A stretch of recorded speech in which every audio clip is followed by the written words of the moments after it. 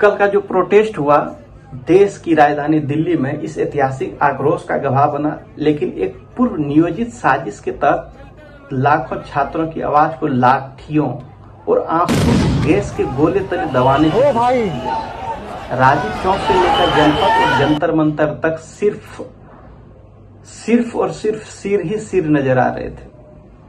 लेकिन शाम ढलते ही एक मीडिया के हिस्से ने वही स्क्रिप्ट पढ़ना शुरू कर दिया जो सत्ता के गलियारों से तय की गई थी। मंगलवार की सुबह दिल्ली के फिजाओं में एक अलग ही बेचैनी थी। देश भर से आए लाखों युवा जो लंबे समय से शिक्षा विरोधी और युवा विरोधी नीतियों से जूझ रहे थे, उनका गुस्सा दिल्ली के सड़कों पर सैलाब बनकर उमड़ पड़ा।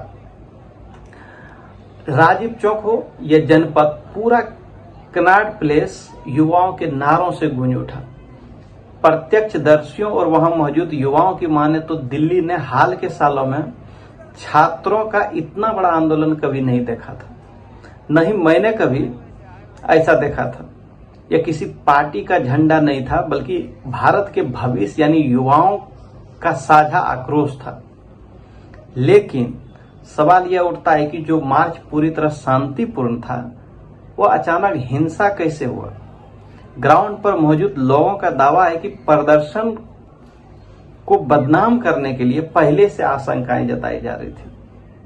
छात्रों को जंतर मंतर पहुंचने से रोकने के लिए दिल्ली पुलिस और पैरामिलिट्री फोर्सेस ने भारी भरकम बैरिकेडिंग लगा रखी थी। प्रदर्शनकारियों का आरोप है कि भीड़ में कुछ संदिग्ध तत्व ने माहौल बिगाड़ने की कोशिश की और उसके तुरंत बाद पुलिस ने बिना किसी चेतावनी से बेरहमी से लाठीचार्ज शुरू कर दिया। आंसू गैस के गोले दागे गए और उस भगदड़ में देश की बेटियों पर भी लाठी बरसाने से परहेज नहीं किया गया। यह दृश्य किसी लोकतांत्रिक देश की व्यवस्था पर गंभीर सवाल खड़ा करता है। शाम होते होते मुख्य धारा के मीडिया का एक हिस्सा वही काम करने लगा जिसकी उम्मीद जताई जा रही थी। दिन भर की लाठीचार्ज और पुलिस कार्रवाई के बजाय सिर्फ प्रदर्शनकारियों को कटघरे में खड़ा करने की होड़ मच गई। लेकिन आज का युवा सब समझ रहा है। सवाल सिर्फ आज के लाठीचार्ज का नहीं है, सवाल उन नीतियों का है जिसने लाखों युवाओं को सड़कों पर उतरने के लिए मजबूर किया।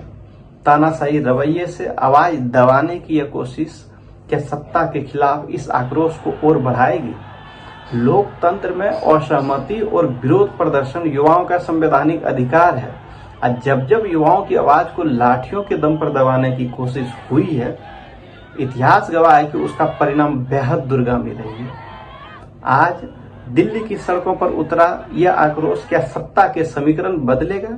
यह तो वक्त बताएगा, लेकिन आज के दिन देश का युवा आसानी से नहीं भूल पाएगा। आपकी इस पूरे मामले पर क्या राय है? क्या युवाओं की मांग जायज है? कमेंट करके अपनी राय जरूर रखें। जय हिंद।